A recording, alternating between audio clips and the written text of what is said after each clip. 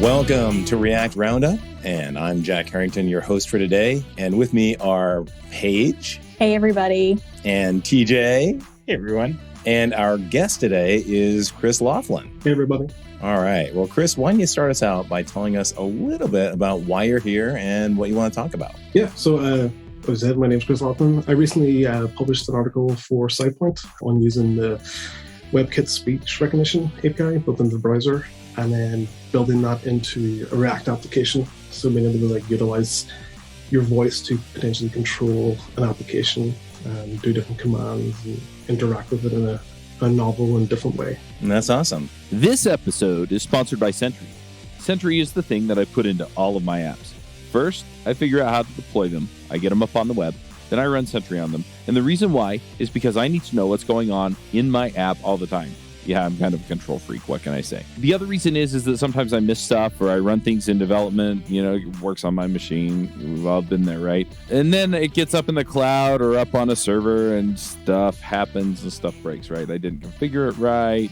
I'm an idiot and I didn't put the AWS credential in. I didn't do that last week, right? That wasn't me. Anyway, I need that error reported back. Hey, Chuck, I can't connect to AWS.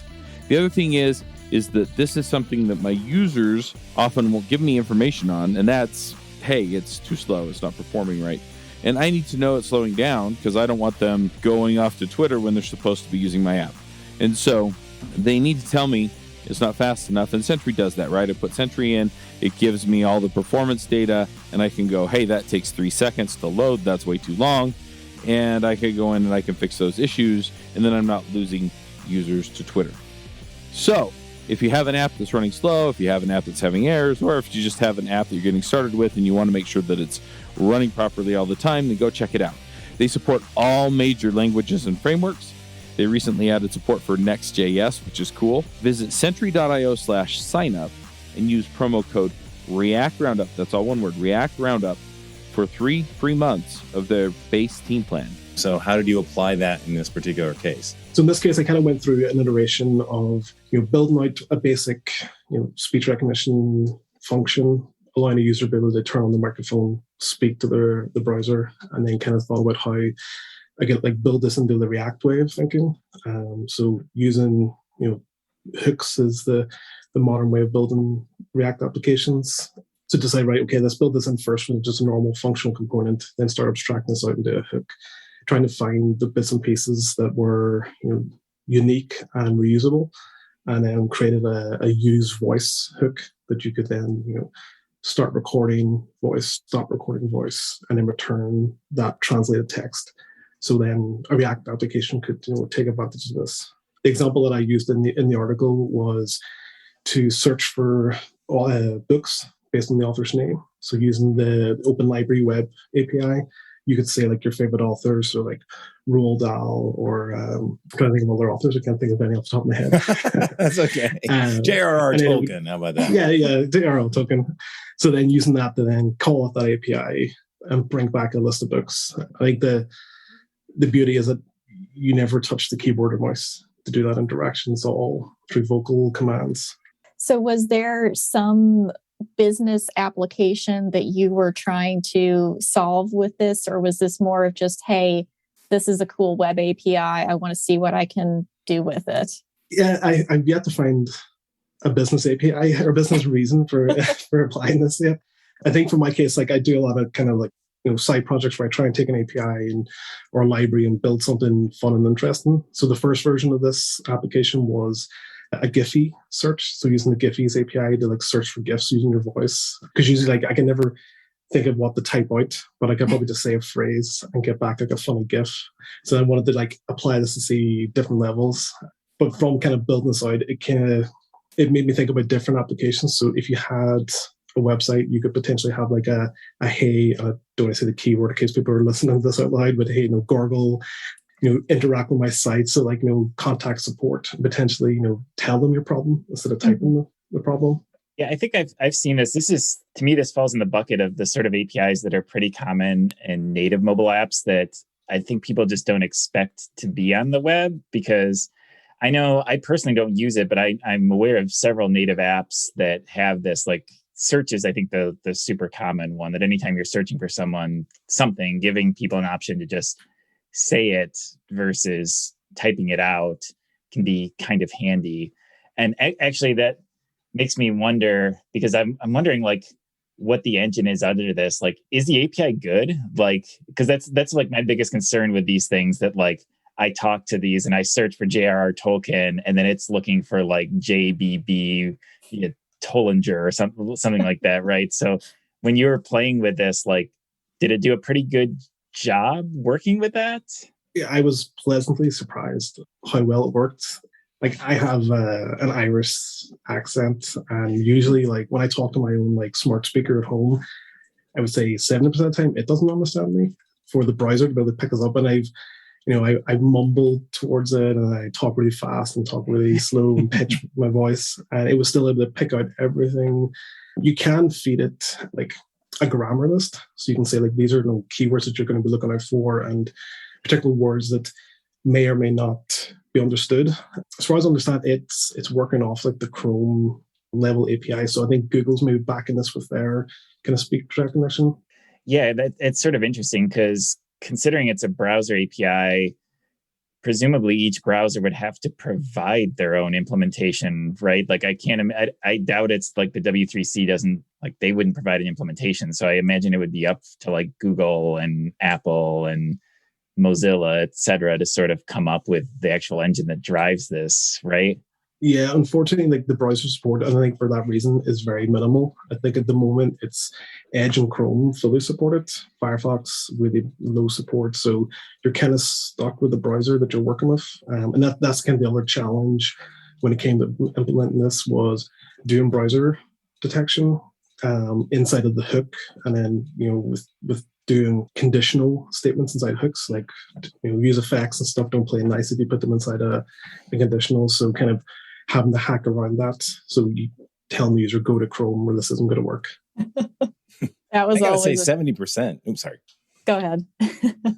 I gotta say 70% is pretty good. My home speaker seems to hate me and get like 30%. But I'm really impressed here. I think this article to me is like a twofer. You get not only this insight into this really cool speech recognition API, but also how to write a custom hook around it, which I think a lot of people tend to avoid in React. So it's good to see a demonstration of that. Is that something you do a lot, is custom hooks? Yeah, like I'm a full-time React developer, and with the kind of like these little side projects I build, usually always end up being like 1 or 2 files at max. So kind of building little hooks in, and trying to abstract layers out.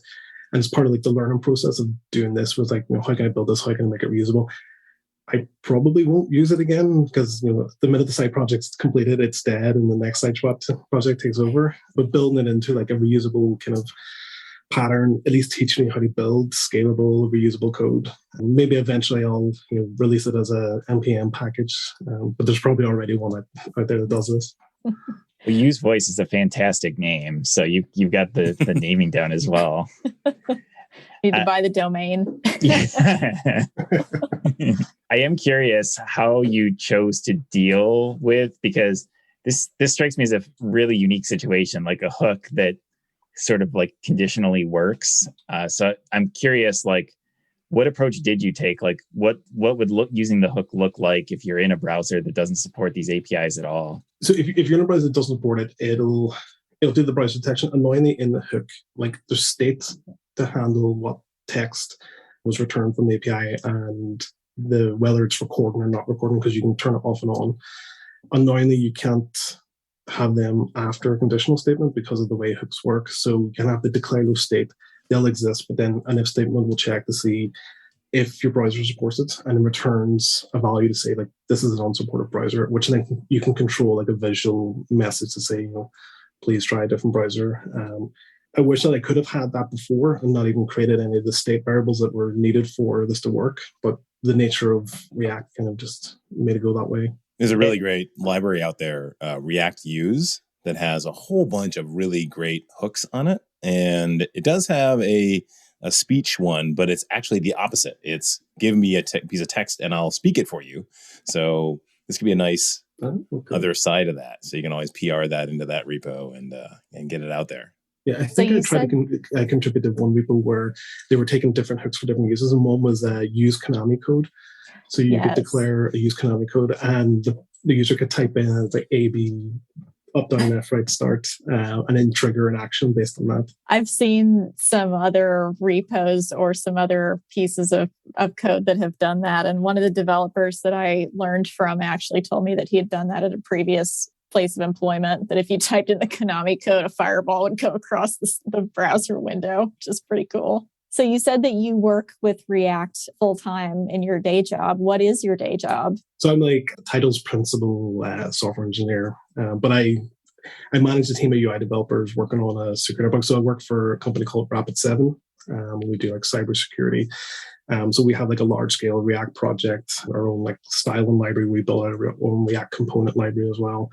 So we work across those teams, kind of building, maintaining, improving our like scalability when it comes to like, building a component that can work across multiple products, as well as building this into the more like usable, user-friendly, and also adding like layers of security in there to keep things protected and safe. That sounds challenging, to say the least. Yeah, it's very challenging, especially like with the code base that we work on. We'd started whenever React was version 14, and everything was written completely different then. And when you have a code base of over 1,000 files, it's hard to rewrite everything the modern way of doing it. So we have like 3 different state management libraries mixed across the code base, classes, functional components, hooks, all that kind of stuff. Yeah, that can be really challenging to make sure that you get that consistency across the code base. It's interesting. I'm a principal engineer as well, and it's cool to see you going and investing your time into building these little projects like this and communicating that information about how those work, because that's actually, I think, one of the primary roles of a principal engineer is that kind of education. So is this something you do a lot of, is like talk to your teams, show small examples of how to do stuff? Yeah, I find like I'm very much of a do something to learn kind of person. So I'll have to build little small projects. I'll have to like take something, like if I find someone tweeting about some new utility library, I'll go off and try and build an example so I can understand it, to bring that back to the team, and I kind of recycle and share that knowledge. Because there's loads of courses now, but when I started, there's no formal education in JavaScript. There wasn't like a certification you could do. So kind of having to learn, and it was always learning in the evenings and then bringing it back into the team. So now we try and change that pattern where doing a lunch and learn with the team, maybe using a course or using some random tweet that we've seen and building upon it. We had one really interestingly recently where we were looking at a different way of doing a switch statement. So using conditional cases, we pass in true, and then the logic is in each of the cases, and whether like this is a viable thing to use, when is the use case for it, how you can build it, and then building out different examples so the team could understand what it meant. That's what I was going to ask is, it's very cool to learn about this stuff, but sometimes I'm just at a loss for what do I want to learn, because there's so many interesting things happening and Twitter is, changing at rapid speed.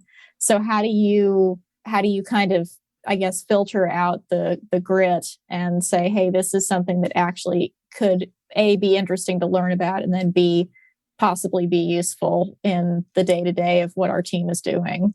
I think I'm very guilty of using Twitter too much as like a pipeline for information. But I think after a while, you see the pattern of someone will tweet, this is amazing, this is the best thing ever. And then 2 weeks later, they'll tweet and like, this is the best thing ever. And it contradicted the first tweet. I was actually talking to a member of the team recently about like how to, kind of grow your knowledge, how to, focus. And he was asking me about like different books to recommend. And I kind of led more towards like recommending podcasts. Like this podcast is a great resource, but there's a number of other React ones and JavaScript ones and I find they're really good because like these people are, focused. They're trying to like, share and teach. That'll filter out all the noise you get from Twitter. Or another great resource is like newsletters. So I like, JavaScript Weekly, React Status, those kind of newsletters can give you a good list of like, these are the articles that people have felt have some importance and they're worth looking into. There's a lot of noise and a lot of information, but it's kind of over time you learn how to filter out like, yeah, I don't need to read this, or oh yeah, I should read that. I feel like one of the more valuable skills is you almost develop like your own algorithm for processing all this information, right? Like if I see it's something come up this many times, or if this is relevant to me in some way, then it reaches that level of like, maybe I should check this out. Otherwise, like, because when you first get started, it's easy to get overwhelmed because you think like everything's important. Then you realize like, only a small subset is probably important to you. And learning to recognize that is almost a skill in and of itself. Yeah, I think filtering is really good because at the beginning, like I would read every article and try and understand everything. And then I got to the point where like, well, what am I doing day to day that I need to improve? So like if I see a TypeScript article, I don't write or use TypeScript. I do want to eventually use it, but me keeping up with the latest advancements in TypeScript when I'm not actively doing it isn't going to help. Where I could be reading something else. So like, is there a new table library out there that's fast? Is there a better, API for talking to GraphQL or managing state, and focusing on that instead of learning something I know I'm never going to use. I go through the pattern of open a newsletter, add everything to Pocket, and then never read it ever again. But I start tagging things like, I will eventually read this article. Usually by the time I get to it, it's out of date. Yeah, you end up with a massive reading list. I know I have several incognito windows that it's like, oh yeah, I'll get there eventually. I'll read that article. I know it. And yeah, unfortunately, I end up falling into that trap of clicking on those clickbait articles just too easily. Yeah, the grouped tabs that Chrome introduced not that long ago have been a good thing and a huge detriment to me because I'm never going to close that group, even though I'm actually never going to read those articles that I grouped together. Yeah, I seen they recently released search for your tabs. And I was like, that's a solution to a broken solution, and we're just making it worse. So true. Hi, Carl. Welcome to the party. Hey. Sorry for the late arrival. Had a meeting that went over a bit. No problem. Yeah, absolutely. Meet Chris. And Chris did an article on a speech recognition API. Yes. Hey, Chris, how you doing? Good. I'm in England, so just across the border for me in Ireland. Yeah, so that neighbours. Enjoying the good weather we're finally getting. Oh gosh, today was okay in the morning, but now it's been raining a bit. So yeah, classic English weather. Yeah, I gotta say, good weather in England. That's not as advertised. Unheard of. So, Chris, I'm curious because I'm looking. You've written a number of articles for SitePoint. How did you get started, kind of taking these projects that you were building, and then besides sharing them with your team and with the people that you work with regularly, how did you get into like actually writing these tutorials and stuff? I think it started like a couple years ago. Like most developers, I always had my own blog, and you spent more time rewriting the blog architecture than writing blog posts. And I got to where like when I did write a blog post, I was like, yeah, this is cool. Maybe I'll share it on Reddit, but no one's really going to read it. And there's no motivation to keep me learning and producing and trying to find new things. It was funny enough, it was a developer I worked with. He had written a Java article for SitePoint. And he was like, yeah, like you can submit an article and they'll publish it. And I was like, this is awesome. So this is giving me like a kick in the backside to say, right, I've submitted this. I need to actually build and write and, create an application for this post. So that kind of like snowballed from there. And every time I would post something, it's like, right, well, now I need to find a new idea to post the next one. And it kept me like really engaged with like, what can I learn new? What's brand new out there? Like one of the articles I posted recently was on the React framework Remotion. And it was like brand new at the time, building videos using React. And I was like, this is amazing. I need to write about this, share so other people can see it, and can't continue getting that feedback. And it's rewarding just to see that you're sharing your knowledge, you're getting it out there so others can build and grow and do the same. So Remotion is really, really fun. Maybe you could, if you wrote about it, could explain to the audience like roughly what it is, because I think it's a pretty exciting project also. Yeah, it's really cool. I kind of liken it to, it's almost like Windows Movie Maker, but for the browser. So you can like, you run Remotion as like the application itself, and it'll bring up a preview window. You can scrub through a video. But the brilliant part is like how you actually create a video. So if I wanted to go and create a video now and like I needed graphics to move around the screen, I would have to get some software written by Adobe or someone like that and pay licensing and everything. Whereas Remotion's free, open source. I can just run that from NPM, it works in the browser. So the core Remotion is like a library that allows you to use React components to build out frames of a video. And then Remotion allows you to export that out. So you can use React, HTML, CSS, whatever you normally build a web application with, but it generates a video at the end of it. Yeah, and it's cool because I've always thought it was an interesting project because there are people out there that use like these like Adobe tools, or there's other tools like it to create these things. And there's people that are very good at that. But if you're building with web tech, if you're building with React, like it opens so many doors that you could never do with a tool like that. Like if you wanted to programmatically do some things as part of your videos, like let's say you want to generate a unique video for like each of your users, right? And bring in some like customized stats. Well, you can use a fetch call to bring in some stats and like incorporate that into your video production, or like algorithmically change parts of the video based off of whatever, right? It's a React app. So the sky's the limit. And it sort of just blows my mind a little bit at the possibilities, just because it's just such a unique idea. Because I would have never thought to build videos with React, right? Like in my brain, like I have a segmented part for like, oh yeah, that's for like really complicated Adobe tools or ScreenFlow or Camtasia or whatever. Like that's not something I do with web tech. That's nuts. Yeah, it's interesting you mentioned like the kind of customization, because as I was like working with it, I kept thinking about where can this go? How can this get better? Because it runs through NPM, how you normally run your code. Like what if you set up a GitHub action that every time you re-release your like open source library, it generates a release notes video that can then automatically publish to Twitter. And then I was talking to someone recently who was like big into the no code movement, where you could then utilize that so users could be building videos in a drag and drop environment, but it's all just React code under the hood.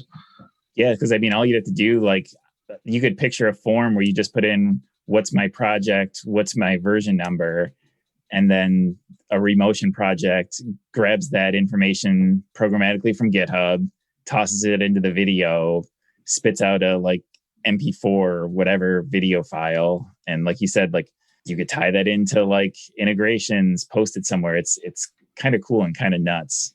Yeah, I think React is actually becoming kind of like a platform, right? Because you've got so many libraries that for like, I know there's one for like 3D stuff, one for like gaming, one for Remotion. So you can see probably in the future that React becomes this kind of platform. We can kind of build all kinds of things on it, as opposed to be when it started off was a library for UI development. But now it's kind of morphing into this thing where you can basically do a lot more with it than at the beginning.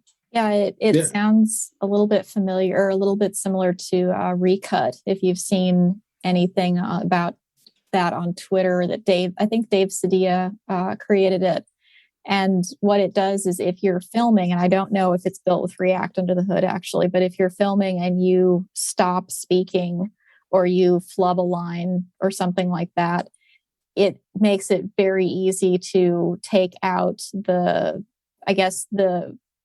line that you've potentially messed up while you're speaking, as well as any silences. It just automatically cuts those out, which people have been saying is really amazing for all the content creators out there.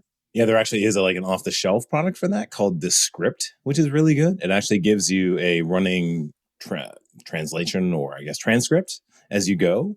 And then you can literally just like edit your text and be like, oh, those just get rid of them. Done. And it does the transition. It's very smooth. Ooh, very cool. Yeah, I'm just looking over Recut, and it still amazes me that this is built with React and not like, I don't know, C++. I had a question for Chris regarding your blogging. Have you got like a workflow that you kind of have figured out over the years in terms of you got your drafts, and then you got your research, your ideas, and your editing, publishing? Like, what's your thing like? Your process for your blogging like? I would wholeheartedly admit it's not perfect, and it evolves constantly throughout the years. Yeah, because at the beginning I would just start writing and then get really confused and get bored halfway through the article and just want to write the conclusion. But I kind of started like usually each post is based on using something in JavaScript to do something, or exposing like a new framework library. So I'll think of an idea of like, well, how can I take this, make it fun, something relatable that isn't a to-do app, or isn't some sort of business logic that you would do as a practice in a workplace. So build out that application. As I'm building it, I'll take notes to think, where are the important parts? Where did I struggle? Where did I, get excited? Like, oh, this is really cool that worked, and this kind of thing. So build a list of that. That usually then kind of forms into the contents of it, like, getting started with this, running into the issues, how to debug that.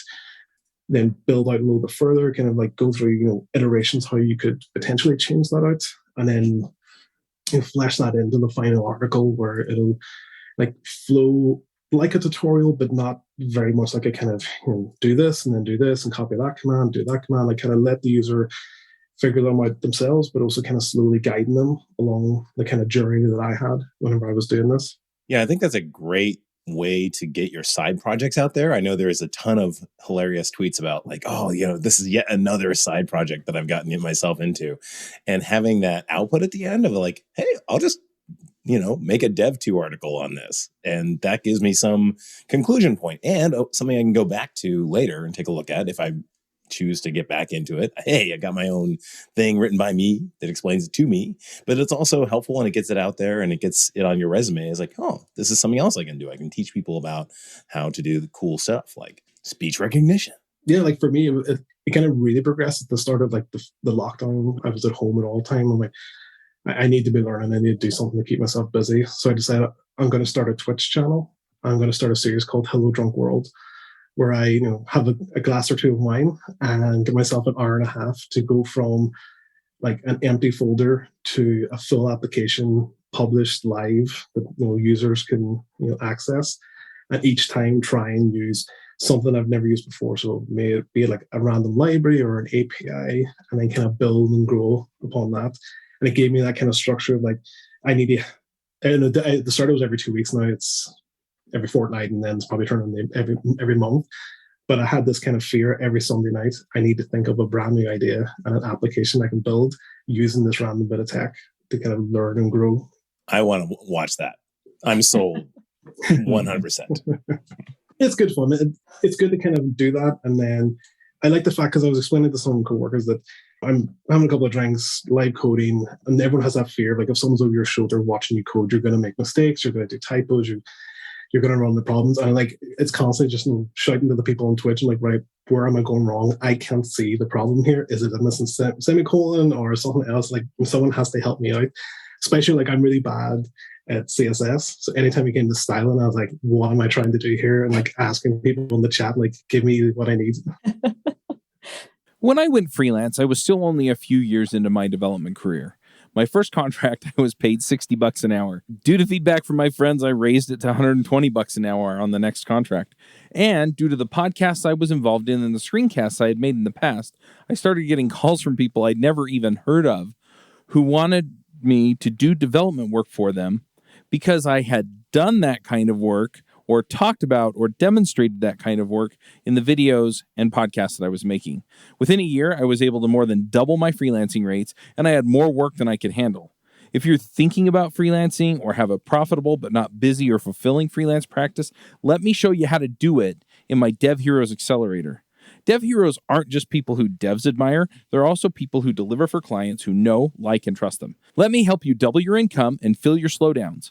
You can learn more at devheroesaccelerator.com. Yeah, that's awesome that it's kind of that live experience of people talking to you in real time. Although it seems like it would be difficult because I've not really done much live stream to keep up with both what you're trying to do on your own screen and what people in the chat are talking to you about at the same time. Yeah, it's not too bad to kind of manage. I always said at the start, like, it's fine if I ignore people in the chat. I kind of try and like think like I'm doing this alone, and then I'll look off to the side when I'm stuck. I think it might be easier if you're a little tipsy. I gotta say, kind of, loosely. I'm sure there's like a curve where too many drinks and it's not coding anymore. But somewhere in the middle there is a nice sweet spot of a productivity where you're okay with people looking over your shoulder. Yeah, at the start I'm very quiet and reserved, and then by the end of it, when I'm hitting that deploy button, it's like blah, blah, blah, blah, and like, no one can stop me. Ooh, yeah. I think that the deploy button might have to have a trigger on it. X number of drinks I can't hit the deploy button anymore. Do some math before this will deploy to production. Right, exactly. Like that Google thing. Yeah. Are you sure you want to send this email right now? So what are some other side projects you've done that our listeners might be interested in? I'm trying to think. So I think the first one I did was trying to build an application with Svelte because I'd never used it. So I was trying to come from like the React point of view to learn Svelte. And I was building Tinder for dogs, but trying to use Svelte the whole way through it. And I think that was a kind of good one because I like started with that, kind of built upon it, and then kind of trying to learn how to use state in this library, how to like make shareable components and trying to flesh it out. I think that kind of snowballed the next time. Then I was working with Redwood because I do a lot of deployments with Netlify, so I kind of like try and stick to the Jamstack kind of style. So I was like, right, I want to use Redwood. I want to deploy a full Jam architecture. It went horribly wrong and it never made the light of day, but kind of like learning, using the APIs, building upon it. I kind of try to always like make them a little bit fun and kind of quirky. So there was one I did recently where like I was interested on, everyone wants to make bundle sizes smaller and optimize what libraries they bring in to their product. And there's always people talking about like, oh, this library ships and it's 1 megabytes. I was like, how does that relate when you think about it physically? So I built a site where you could give it the URL and it'll go off and fetch your site, pull all the JavaScript files, and then tell you how many floppy disks it would take to hold that website. And then on top of that, you could upload your Webpack stats JSON file, and it would do the same. So it said, it would take 5 floppy disks to carry your site. I love that. Totally relatable. The folks that actually know what a floppy disk is. Yeah, I think a lot of I imagine a lot of my viewers are of my time and era. They'll remember those days. So did you find it helpful learning Svelte? Did it help inform the stuff that you do in React? I haven't had enough time after the kind of streaming on it, but it was interesting to see just how they approach things, how they thought about structure. I was more looking from a kind of structural project sort of thing than the actual syntax, because they'll never really kind of mirror up. But it kind of gave me an insight that this is how they're thinking, this is how they're building out their products. What way are they thinking differently from a normal React dev? It is something I want to explore more and learn about because it is gaining popularity. It seems to have a lot of advantages. So I'm curious to see where it's going to go, how it's going to end up. Absolutely. So you're saying we instantly rebrand the podcast. This is now Svelte Roundup. Is that a go or is that a no-go? Maybe some more episodes on React. Something more for me to learn, at least. I think a React versus Svelte kind of showdown would be in order. Ooh, that sounds fun. You can throw Vue in there as well. Yeah, absolutely. That sounds actually really, really fun.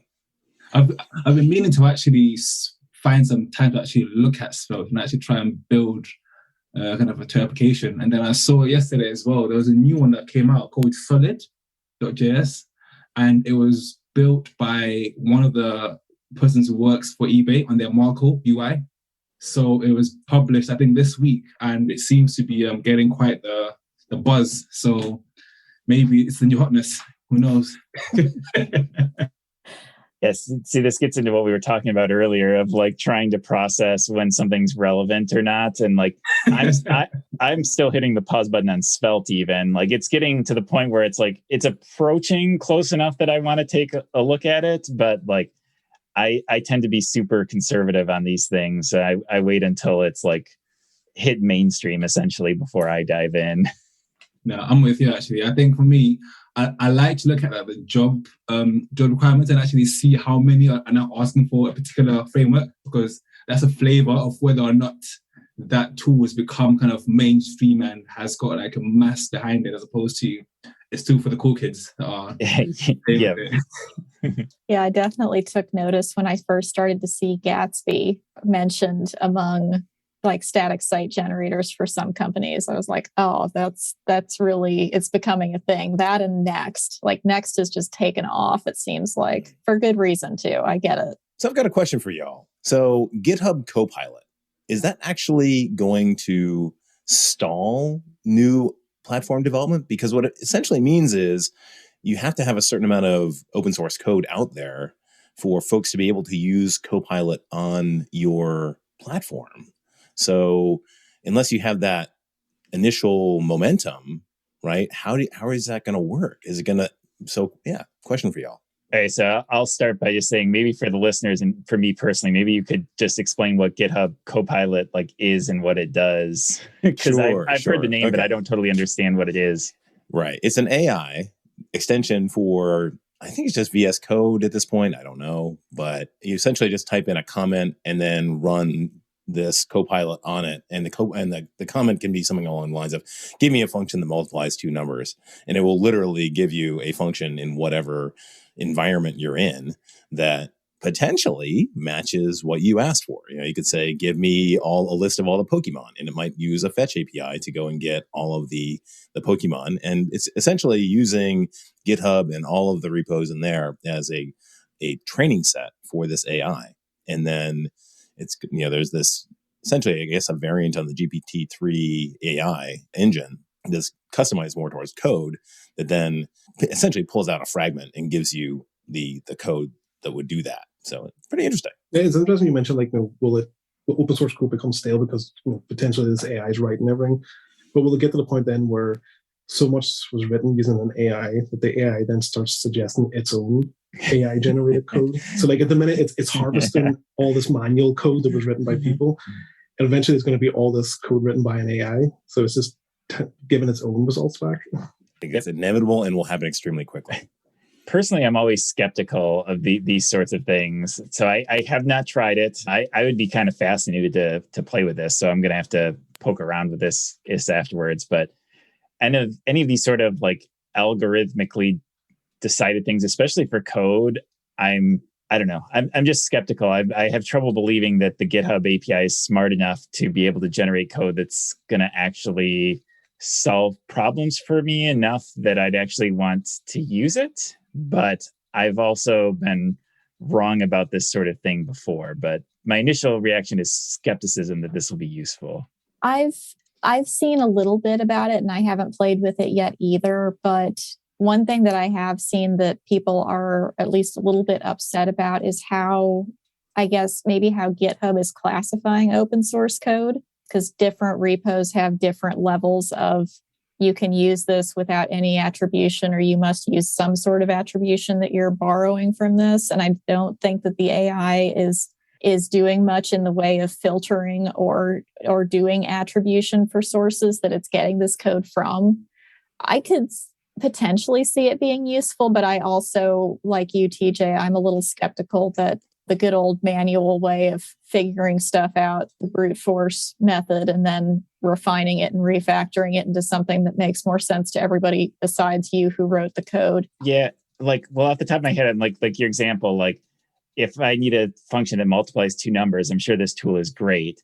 But like the day-to-day problems I'm solving is I've got like my widgets and a function, and the widgets have like these three properties that are unique to my company, and I need to do some conditional logic based off of it, right? And AI is not going to really help with that. So it might help me Google something, like preventing from Google things like that stupid thing, like how do I capitalize the first letter of like a string, like some of those stupid things that we've probably searched 20,000 times and like seen the same Stack Overflow posts. Like seems like it would help with that, like save me a step. But for like the real logic I need to write, like the nitty gritty stuff, that's the part I guess I'm skeptical about.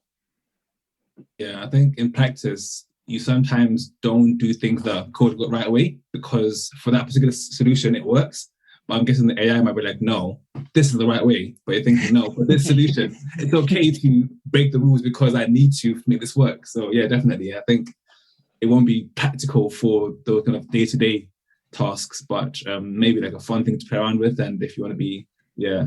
Like the examples I've seen, it's been very accurate and it's built really good code. But as you said, like it's always small stuff. Like I need to fetch a list of users and that kind of thing. So it's saving you copy and pasting from Stack Overflow, which I don't think we should be removing this rite of passage of going to Stack Overflow being told to use jQuery, even though you're searching for something completely different, and learning that experience. I've seen recently there's been reports that it's potentially throwing out API keys and secrets. Yes. Accidentally committed the code. And I'm like, this is where it gets fun and interesting. Well, and that's a good point, actually. Not necessarily that we're copy pasting from Stack Overflow, but learning to ask the right questions to find the answer that you need is such a crucial part of becoming a decent developer. It's like that is a huge part of every developer's job, is how do I phrase this so that I can actually find an answer that makes sense for my use case. And the other thing that I was just thinking about is so much of what we do is writing not very good code the first time around, and then figuring out through experience and through pull request comments and through just building more stuff, how to write better code the next time around. And if we have an AI kind of suggesting this is either the best way to do it or this is the right way to do it from the get-go, there's a lot less of that learning experience, I think. And being able to go back 6 months later and say, wow, this was really not very good. Now I think I can write it a lot better and a lot cleaner. Well, you could make the argument, though, you still have to find a right way to ask the robot your question, too. Good point. I'm sure like the robot could potentially interpret different things depending on how you like phrase your comment, because somewhere deep down in the source code, something is parsing those search strings and feeding it to its algorithm or whatever it's doing under the hood. It's like the same process, but like different. Yeah. It was interesting you mentioned like pull requests. Like if someone raises the pull request and some of the code was written by the AI, are you going to comment on it? Or are you going to say, well, I don't like this? Fix this, right? There's also that question as well about legality, right? I remember the case, I think was it Uber? Was it last year or the year before, where a lady was hit by a car that was driving itself, if you like. And then the key is, okay, so the software, if it's in that moment AI, who's liable? Is it Uber? Is it the developer? Like, how do you, like, that legality becomes also kind of a gray area, because obviously the person behind it is AI. So the AI can't be held accountable because it's not a person. But yeah, it's an interesting question, because I guess going forward as well, as more and more kind of AI gets into your day-to-day lives, that's going to become a topic that needs to be kind of addressed and sorted out. Otherwise, yeah. I think it's one of the issues around AI is the fact that a lot of this is just training sets and models, and we don't really understand why it works. We've trained it, we understand how the weights work, and it creates this model, but we don't really understand this is why. We got out the slide rule and we did the calculations and yada, yada, yada. I mean, nowadays, when we land something, it's more by training it on tons of failure as opposed to actually doing all the math and figuring out, here's how you hover slam a rocket. Maybe you do. I don't know. I'm not a rocket scientist. But yeah, it's certainly interesting illegal challenge around this.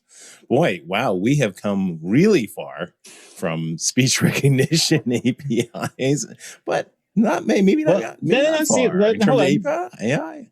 Visual Studio Code is web-based. They could implement, and I believe it's Chromium-based too. So the Web Speech API should be there, right? Like you could use the Speech Recognition API to feed into the robot, right? You don't even have to write comments. You could just use your voice, the robot. You could just dictate your code, right? And the robot's going to fill in the blanks for you. That would be amazing, actually.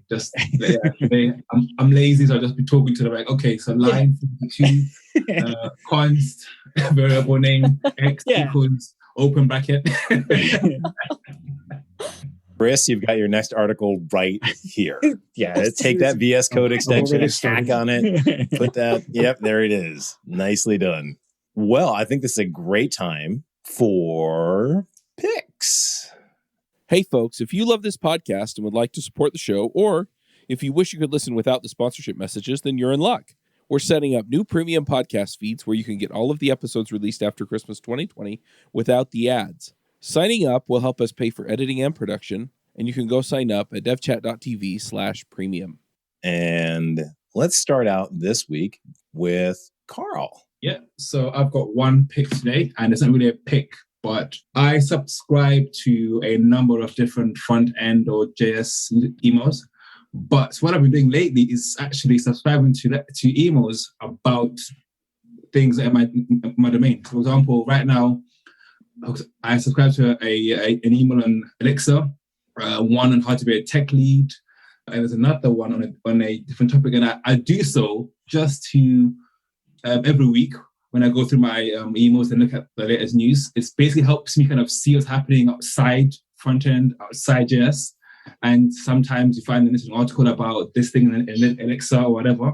And I think it's good to get that kind of rounded view of what's happening outside your kind of domain. And I definitely recommend it. Just try and find something outside your language or framework and just be keeping update on that every single week. Couldn't agree more. How about you, Paige? My pick this week is going to be a keyboard. It is the Logitech MX Keys wireless keyboard. And I bought one this past weekend. And this thing is awesome. It is low profile. It is quiet, because I am not a lover of mechanical keyboards that make so much noise that you can't hear yourself. And so far, it's just been amazing. It paired up well. It has 3 different toggles, so you can have 3 different computers paired to it. And it works for both Mac and Windows and probably Linux. And it's fantastic. So I would highly, highly recommend that if you are not a mechanical keyboard enthusiast and you want something that's quiet and feels just right in your hands, and it's got a good weight to it. It's Bluetooth compatible. It's pretty sweet. I very much would recommend it to anybody who's looking for a new one. Nice. I love their mice. All right, Chris, what do you got? Mine is kind of like a utility application script kit by John Lindquist. I recently did a side project on this before, and it's like in macOS you have like Spotlight where you can do command space and then type for files. With this, you can do alt space, and you get like a pop-up where you can type in and run commands. So like open up a Google search, or you can move windows, but it's built on JavaScript. So you can write your own scripts, and it has an API. You can use NPM. So you can do whatever you could do with JavaScript, like call servers, interact with the machine, and write it on JavaScript and run it on your machine. I think it's really cool.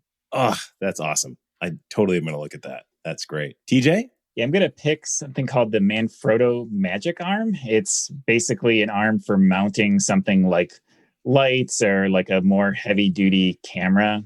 I've been doing some work in the home office, and I got a nicer camera, and I spent a lot of time researching something that would actually hold it, and found this thing. It's a little pricier. It's like a $150 arm. So like you don't want this for like a really like light thing. It's designed to be a little more heavy duty. But if you have something that's heavier and that you need to mount somewhere, if it's a light, it's a camera or whatever, it's good. I am like the world's worst person at like putting things together and setting things up. I'm comically bad at it. And even I was able to figure it out, and it's incredibly configurable. It's got like 3 different joints, so you can kind of fit it in anywhere you need. So I'll put the links in the show notes so I don't have to read out the numbers, but it's a Manfrotto Magic Arm, and I've liked it. Yeah, Manfrotto is great. I've got one of their tripods, and they've got a nice little interchangeable system that you can use, so you can take the same connection that's on your tripod and put it onto any of their stuff, I think. So that's really handy. All right, so my pick for this week is Solid.js. So I don't know if you've taken a look at this yet, but it's essentially, if you're looking for the svelte speed, but you don't want to leave React world, Solid.js is a really good alternative. It's kind of as if somebody reimagined React starting at like 2020. So it's all functional components. It's all reactive. So it's all using kind of hooks and similar kind of, if this data changes, then update this kind of thing.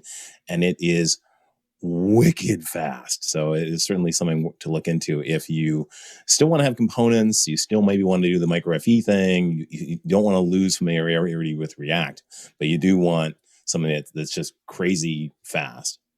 Solid.js is a cool thing to look into. Nice. All right. Well, that I think wraps us up for this week. Tune in again next week for React Roundup. See you then. See you, everybody. Yeah, cheers. Bandwidth for this segment is provided by CacheFly, the world's fastest CDN. Deliver your content fast with CacheFly. Visit CACHEFLY.com to learn more.